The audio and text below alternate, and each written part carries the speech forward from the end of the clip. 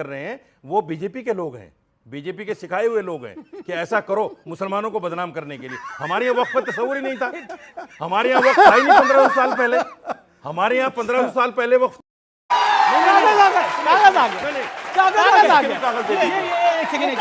कौन से हिंदू ने वक्फ किया है और हमने लिया है, इसके भी कागज ये तरीका नहीं, देखो बिल्कुल गलत। आप उधर जाइए, अपनी जगह पे जाइए। कौन से हिंदू ने वक्फ किया है और उसके पेपर कहाँ है? आप देख रहे हैं ये देश है हमारा।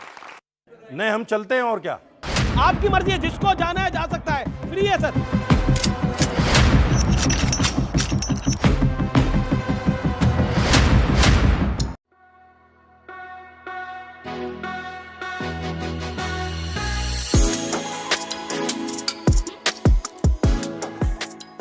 के जो उनके अधिकारी हैं उन्होंने रिप्रेजेंटेशन दिया दिल्ली माइनॉरिटी कमीशन को, और माइनॉरिटी कमीशन ने फिर उनके रिप्रेजेंटेशन पे ऑर्डर पारित किया कि महारानी झांसी रानी लक्ष्मीबाई का स्टैच्यू अगर शाही ईदगाह पार्क में लगाया गया तो इससे लॉ एंड ऑर्डर सिचुएशन पैदा होगी। और हाई कोर्ट ने बोला यह सांप्रदायिक सोच है। मौलाना कान खोल के सुन लो, आपके कान बंद है, आपके कान बंद है। रानी लक्ष्मीबाई का विरोध होगा इस देश में, पर रानी लक्ष्मीबाई का विरोध होगा। राष्ट्रीय धरोहर है रानी लक्ष्मीबाई, वो महानायक है रानी लक्ष्मीबाई। एक सेकंड, ओके, विष्णु शंकर जैन और तस्लीम नेमानी, शांत शांत शांत। देखिए ये चर्चा व्यापक है। विष्णु शंकर जैन जो एक बीजेपी मेंबर ऑफ पार्लियामेंट ने बात बोली, वो बात में कितना दम आपको दिखाई देता है। वो कहते हैं कि फॉरेन इंटरफेरेंस का प्रयास हो रहा है, एक ही तरह की चिट्ठियां, मतलब उनका एग्जैक्ट कंटेंट सेम है और एक ही तरह की चिट्ठियां लगभग आ रही हैं। हमने वो तख्तियां भी देखी हैं जिसमें कहा जा रहा है कि वक्फ एक्ट का विरोध करिए। ये बहुत बड़ा विषय है, बहुत व्यापक विषय है, और मैं आपको ये बताना चाहता हूँ कि पिछले इतने सालों से वक्फ के ऊपर कभी स्टडी नहीं हुई, और ये हमारी भी कमी है कि स्टडी ना होने पर एक तरह की चिट्ठियां क्यों कैसे? बिल्कुल, ये QR कोड जनरेट करके ये एक पूरा जो JPC है उसको डिफेंड करने की कोशिश की जा रही है। और इस देश की पार्लियामेंट जो लेजिस्लेटिव एक्सरसाइज कर रही है, उन्हें पता है कि अगर ये लेजिस्लेटिव एक्सरसाइज अपने अंतिम चरण तक पहुंच गई तो जितनी प्रॉपर्टी गलत ढंग से हथियाई गई थी वो सारी प्रॉपर्टी ओरिजिनल ओनर को वापस मिलेगी, इसलिए प्रॉब्लम हो रही है। मेरा निवेदन यह है कि ऐसा विशेष कानून जो वक्फ नाम का कानून है, ये किसी और धर्म के लिए हमारे देश में है या फिर दुनिया में किसी इस्लामिक मुल्क में भी ऐसा कानून है? अगर है तो जरूर आप इन दर्शकों के साथ साझा करें। मैं बता रहा हूं, बहुत अच्छा सवाल आपने किया। अभी एक बात चल के आई थी, 1500 साल पहला पुराना मंदिर और 1500 साल पुराना गांव। अब मुझसे सुनिए, शहजाद ने एक बात जिक्र की, मैं अप्रिशिएट करता हूं उस बात को। मोहम्मद सल्लल्लाहु अलैहि वसल्लम जो है वो 1400 साल पहले आए करीब, और ये वक्फ का जो मामला है ये उसके बाद शुरू हुआ, उसके पहले नहीं था। जो लोग 1500 साल पहले की जगह को क्लेम कर रहे हैं वो बीजेपी के लोग हैं, बीजेपी के सिखाए हुए लोग हैं कि ऐसा करो मुसलमानों को बदनाम करने के लिए। हमारे वक्फ का तस्वुर ही नहीं था, हमारे यहाँ वक्फ था ही नहीं 1500 साल पहले, हमारे यहाँ 1500 साल पहले वक्त था ही नहीं, तो हम क्लेम कैसे कर देंगे? ये तो इन्हीं के लोग हैं। अब मुझे जवाब, अब वो कह रहे हैं मस्जिदों से आवान हुआ। अब आपको बकायदा 3 मिनट पहले बोलने के लिए, ओके, अब आपका 1 मिनट है। अब बीजेपी के मुसलमान जवाब दें। हाँ, नहीं, बीजेपी के तो भारतीय है, आपके केवल मुसलमान ही बच गए।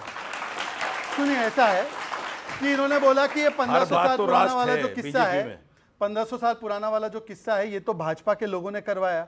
तो बताइए उसके लिए लड़ झगड़ क्यों रहे हैं? वहां पर तो तुरंत DMK की सरकार है, हमारी सरकार भी नहीं है। उनको तुरंत डिक्लेयर कर देना चाहिए कि वो गांव हिंदुओं की है, पर वहां पर वो वक्त का क्लेम उसको जायज ठहराने के लिए लगातार प्रयास कर रहे हैं। तो बोलिए DMK की सरकार क्यों नहीं करती है? कांग्रेस DMK की सरकार है। DMK की सरकार में आपके शो में कह रहा हूं, समय पर बोलिए, DMK सरकार गलत कर रही है। मौलाना कभी बोलिए ना, अरे भाई अपने समय पर कभी तो बोलिए ना।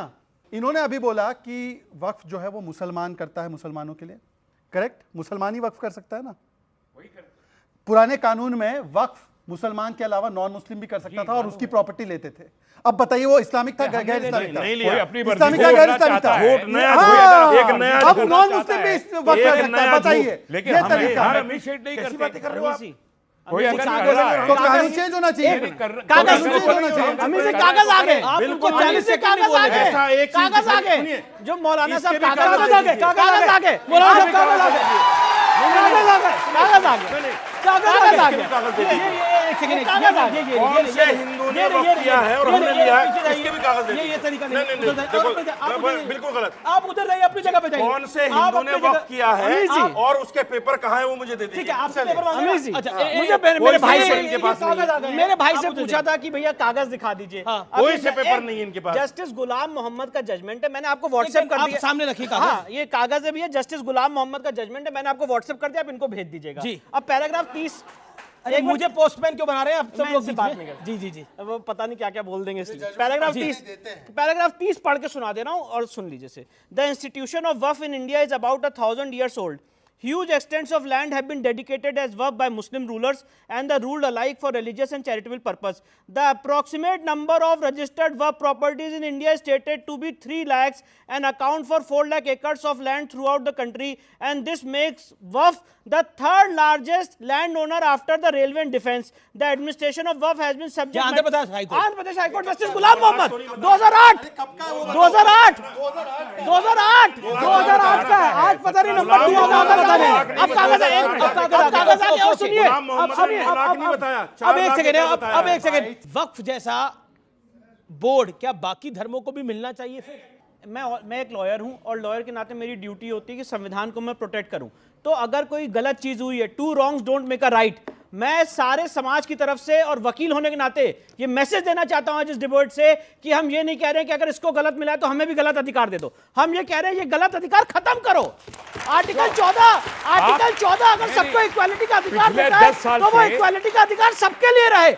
तो ये देश है हमारा, में रुकेंगे एक अंतराल के लिए, लेकिन अंतराल के उस पार मेरे मित्र यहां पर पूछेंगे कुछ बड़े सवाल, क्योंकि मुद्दा बहुत बड़ा है। हमारा मुल्क सेकुलर है, लेकिन इसमें वक्फ की क्यों जरूरत है? अगर वक्फ की जरूरत है तो हिंदुओं को वक्फ की जरूरत क्यों नहीं है? सिखों को वक्फ की जरूरत क्यों नहीं है? इस बड़े सवाल के साथ मैं वापस आ रहा हूं।